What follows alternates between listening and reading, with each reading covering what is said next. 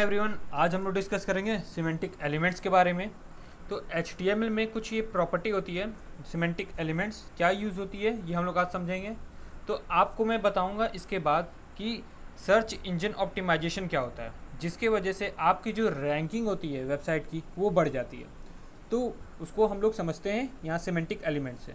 तो semantic elements मैं यहाँ डाल देता हूँ, ठीक है, सिमेंटिक एलिमेंट्स। अब मैं यहाँ पे आ जाता हूँ और मैं एक नॉर्मल एक हेडिंग डालूंगा H2 का और यहाँ पे लिख दूंगा मान लीजिए वेलकम, ठीक है, वेलकम, ठीक है। अब मैं एक पैराग्राफ टैग लगा देता हूँ। अब इसके अंदर मैं लॉरेम, जानते हैं लॉरेम यूज़ कर चुके हैं, तो लॉरेम 5 या 4 जो भी एंटर कर दीजिए, ऐसे आ जाएगा, ठीक है। अब मैं इसको सेव करता हूँ। अभी मैंने कुछ खास किया नहीं है यहाँ पे। अभी मैं सर्वर अपना बंद करके सर्वर नया स्टार्ट करूँगा। ये देखिए सर्वर स्टार्ट और ये आ गया, ठीक है। हमने अभी कुछ खास किया नहीं है, नॉर्मल किया है, लेकिन अब यहाँ से स्टार्ट होगा। जो हमारा H2 टैग है, ठीक है, इसको मैं क्लास दे देता हूँ मान लीजिए, ठीक है। या फिर मैं एक डिवीज़न में इसको कर दूँ तो और बेहतर है, इसको डिवीज़न में ही कर देते हैं, डिवीज़न, ठीक। यहाँ पे हुआ, इसको कट किए, नए लाइन में आया, यहाँ पेस्ट कर दिए, ठीक। तो ये हमारा डिवीज़न बन गया, एक डिवीज़न में आ गई है। तो कुछ अब यहाँ डिवीज़न है तो इसको हम क्लास दे सकते हैं। तो मान लीजिए मैं क्लास दे देता हूँ, क्लास इसको हेडर दे देता हूँ। तो आपको ये क्या समझ में आ रहा है कि अब जो हमने यूज़ किया ये चीज़ है, ये हमारा हेडर बन गया है, ठीक है। अब आपको यहाँ से समझ में आ रहा है। मान लीजिए मैं एक और डिवीज़न बनाता हूँ, डिवीज़न, इसका क्लास दे देता हूँ मान लीजिए मेन, मतलब जो मेन रहेगा ये, ठीक है। ये मेन के अंदर हम एक H1 लगा देंगे, ठीक है। अनदर एग्जांपल, ठीक है। अब इसके अंदर भी पैराग्राफ लगा सकते हैं, ठीक है। अब यहाँ पे लॉरेम हम 10 मान लीजिए यूज़ कर ले रहे हैं, ठीक है, और उसको सेव कर लेते हैं। तो यहाँ से तो कुछ समझ में डिफरेंस नहीं पता चल रहा है। ये पता चल रहा है कि हाँ भाई ये हेड हो गया ये वाला, और ये हमारा मेन हो गया। इसी तरह अगर हम नीचे फुटर लगाएंगे, फुटर क्या होता है, फुटर जो होता है वेबसाइट के जो नीचे जिसमें डिटेल्स होती हैं, जैसे एड्रेस हो गया, कॉन्टैक्ट मी हो गया, फॉर्म भरने के लिए होता है, तो वो जो आता है वो फुटर में आता है। तो आप वो भी कर सकते हैं, तो ठीक है। तो और हेडर में क्या डाल सकते हैं, एक नेविगेशन होता है, नेविगेशन क्लास दे सकते हैं। लेकिन अगर आप मेरे ये वेबसाइट को और दूसरी वेबसाइट है जिसमें सिमेंटिक एलिमेंट्स यूज़ किया है, उन दोनों में कंपेयर करेंगे तो मेरी जो वेबसाइट रहेगी जिसमें सिमेंटिक एलिमेंट्स है वो उसकी रैंकिंग बेहतर होगी। कैसे? क्योंकि ये जो हमने यूज़ किया है नॉन सिमेंटिक है, मतलब आपको क्लास देख के समझ में आ रहा है कि ये हेडर है, क्लास देख के समझ में आ रहा है कि ये मेन है, लेकिन ये बिल्कुल सही तरीका नहीं है। इसको हम हटाते हैं। अब हम लोग बताते हैं कि क्या सही तरीका है। तो सिमेंटिक एलिमेंट्स का टैग्स होते हैं, तो टैग्स हम लोग समझेंगे हेडर। मान लीजिए ये हेडर बनाना है तो एक हेडर टैग है, ठीक है। अब ये साफ पता चल रहा है इस टैग के अंदर आप जो भी चीज़ लिखेंगे वो क्या होगा, हेडर होगा। अगर आप कोई अपने दोस्त को भी देते हैं ये कोड उठा के कि भाई मेरा कोड देखो, तो वो भी देखेगा तो ये समझ जाएगा कि हाँ इसके अंदर जो लिखा है वो हेड में है। और इसी तरह एक होता है सिमेंटिक एलिमेंट्स, एक होता है मेन, ठीक है, मेन। अब मेन के अंदर आप जो लिखेंगे वो समझ में आ जाएगा कि भाई हाँ ये मेन है, जो बीच का जितने भी जो भी हमने यूज़ किया है टैग्स वो मेन में आ जाएगा। और सिमिलरली एक और है टैग फुटर। अब आप इन तीन के अंदर आप कुछ भी लिख दीजिए, आप चाहे H3 या H4 आप जो लगाइए, जो आपका मन करे। मान लीजिए वेलकम, ठीक है, वेलकम, और यहाँ पे एक पैराग्राफ लगा लीजिए, ठीक। यहाँ पे लॉरेम 10 या जो यूज़ करना है कर लीजिए, फाइन। और मेन के अंदर आप इमेज लगा रहे हैं, मान लीजिए इमेज लगाए पड़े हैं, या फिर हेडिंग लगा दिए हैं H7, और H7 तो होता नहीं, H3, ठीक है। इसके अंदर डाल दे रहे हैं वेलकम अगेन, ठीक। और इसके अंदर एक पैराग्राफ लगा दे रहे हैं, ठीक है। मैं बस समझा रहा हूँ यहाँ पे। तो अब आपको अच्छे समझ में आएगा कि ये देखिए इसके अंदर जितना भी लिखा है वो हेडर है, मतलब ये ऊपर होने वाला है, टॉप पे होने वाला है। कहाँ होने वाला है, मान लीजिए मैं इसको सेव करता हूँ, अभी तो कुछ दिखेगा, ये टॉप पे होने वाला है, ठीक। ये इसके अंदर जितने भी कोड है वो मेन, मतलब बीच का होने वाला है।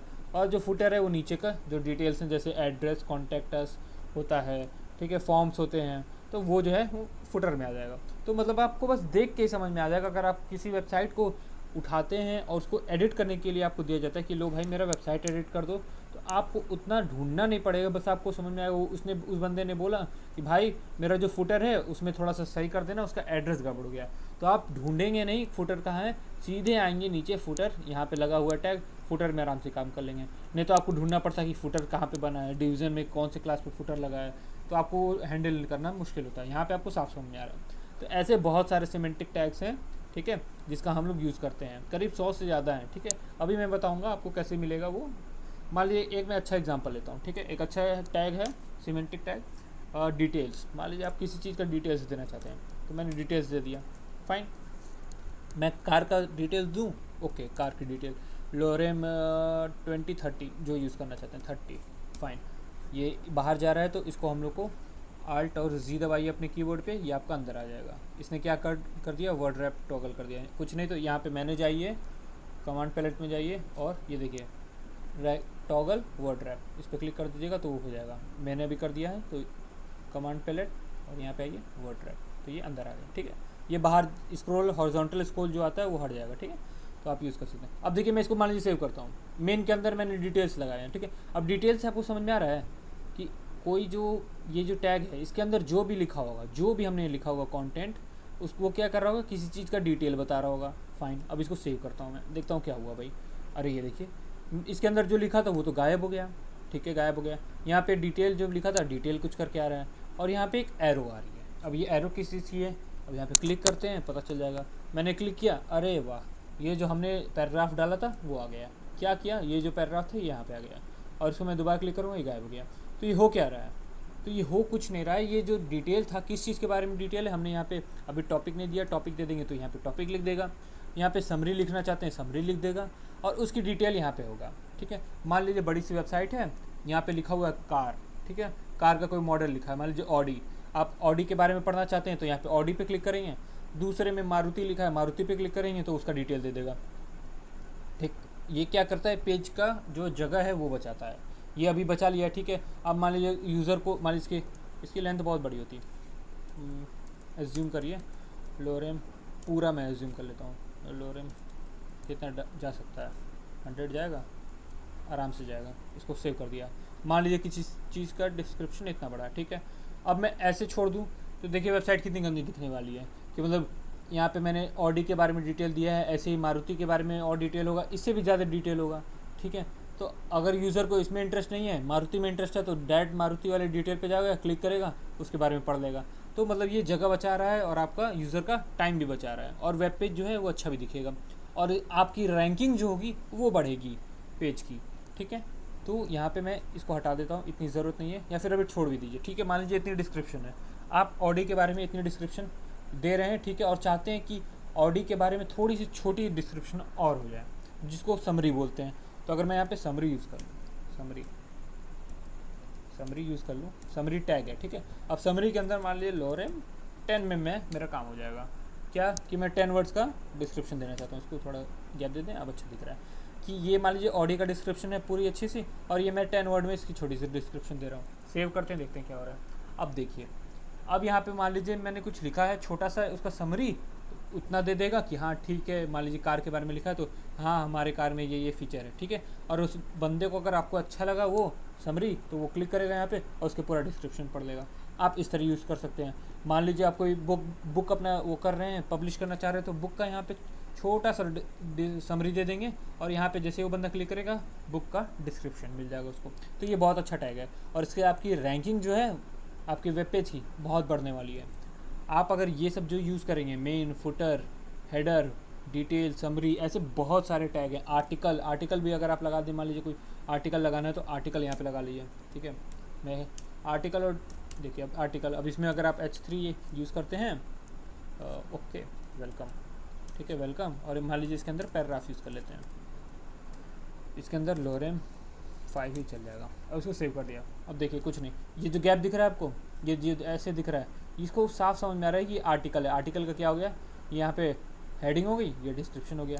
तो ये आर्टिकल यूज़ करने से क्या पता चला कि मान लीजिए आप ब्लॉग लिखते हैं, ठीक है, ब्लॉग राइटर हैं, ठीक है, तो आप अपने वेब पेज में लगा देंगे क्या, आर्टिकल। तो यहाँ पे साफ समझ में आएगा कि बंदे को कि ये आर्टिकल है, ठीक है। तो ये थोड़ा सा आपको रैंकिंग जो है वो बढ़ेगी आपकी वेबसाइट की। तो ऐसे बहुत सारे हैं, मैं अभी सबको नहीं बता सकता हूँ, ये मैंने शॉर्ट में डिटेल्स दे दिया है कि कैसे यूज़ करिए। हेडर यूज़ किया करिए, मेन यूज़ किया करिए, और फुटर, ये 3 तो ज़रूर यूज़ किया करिए, बहुत ज़रूरी होती है, ठीक है। अब आते हैं हम थोड़ा सा इमेज खोल के दिखा देते हैं। तो आपको कुछ नहीं, सिमेंटिक एलिमेंट्स इन HTML डालिए और इमेजेस पे आइए। तो मैं बस इतना सा बताना चाहता हूँ कैसे काम कर रहा है।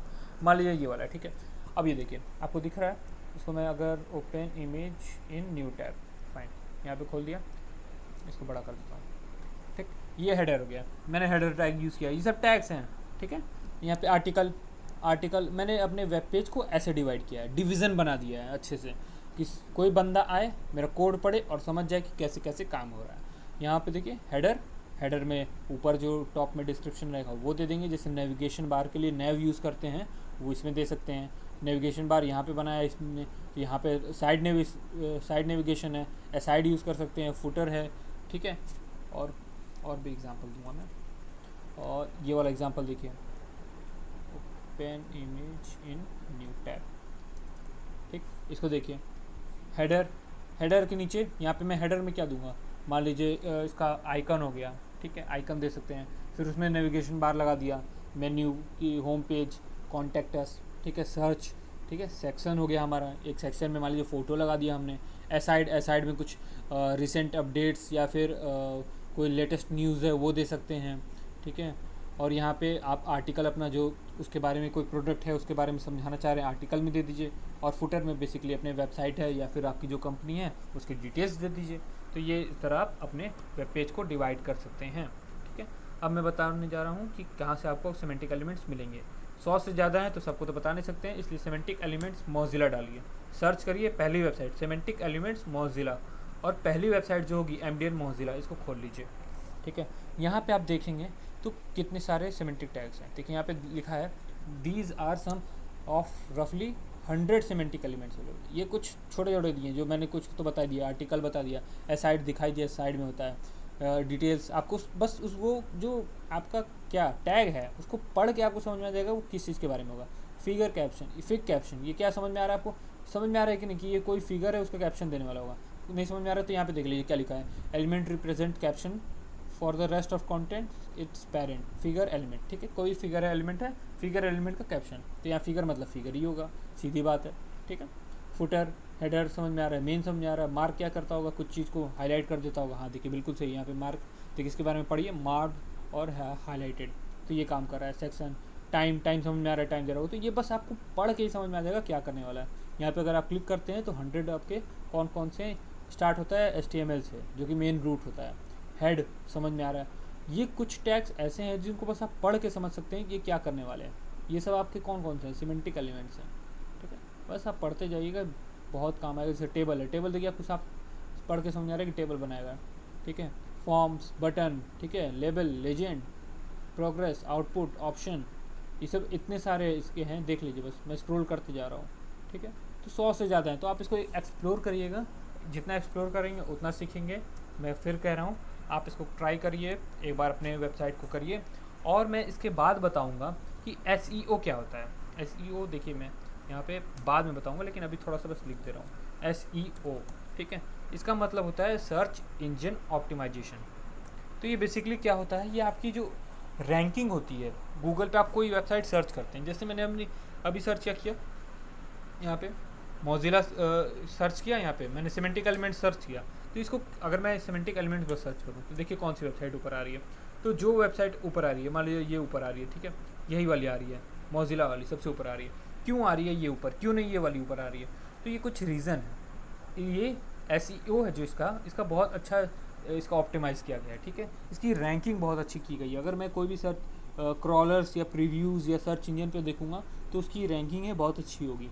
तो बेसिकली क्या होता है कि जो डेवलपर होता है उस डेटा को वो करता है, बनाता है, और फिर उसको अच्छा मेटा टैग्स और ये ऐसे सिमेंटिक एलिमेंट्स यूज़ करके उसकी रैंकिंग बढ़ा देता है। अब आप कहेंगे क्या ये इंपॉर्टेंट है अगर हम ये सिमेंटिक एलिमेंट्स ना यूज़ करें, तो बिल्कुल इंपॉर्टेंट नहीं है। लेकिन हाँ, अगर आपको अपनी वेबसाइट की रैंकिंग बढ़ानी चाहते हैं कि पहले ही सर्च में आपकी वेबसाइट सबसे ऊपर दिख जाए, तो आपको ये सब यूज़ करना ही पड़ेगा।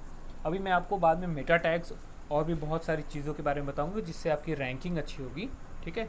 तो आज हम लोगों ने डिस्कस किया सिमेंटिक एलिमेंट्स। तो आज के लिए इतना ही, थैंक यू।